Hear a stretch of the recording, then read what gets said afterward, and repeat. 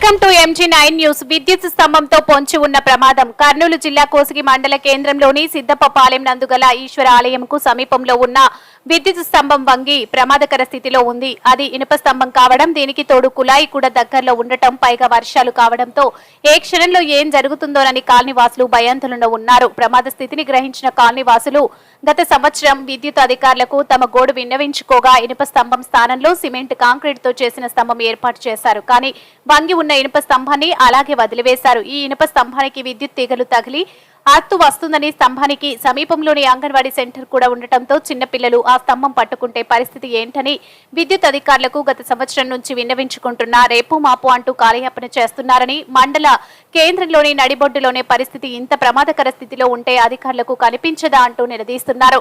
ఇది విద్యుత్ అధికారుల నిర్లక్ష్యమా, లేక ప్రమాదం సంభవిస్తేనే పనిచేస్తామా, బద్ధకమా?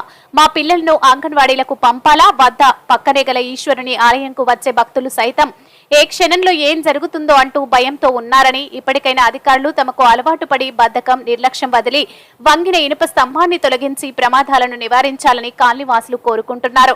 MG9 న్యూస్ తో కోసిగి రిపోర్టర్ సతీష్. అంతా పోయింది కమ్మనేది కొత్త చేయాలా, వీళ్ళకి ఏమైనా అంగడికి వస్తే ఇబ్బంది, ఏమైనా తగ్గితే కష్టమో కరెంట్ షాక్ కొడుతుంది, కమ్మని కొత్త చేయాలా, అంతే మొత్తం వైర్లు వస్తుంది, ఇనుపు కమ్మను కొత్త చేయాలా. ఇది కరెంట్ షాక్ వస్తుంది, అంగులు ఉండవి.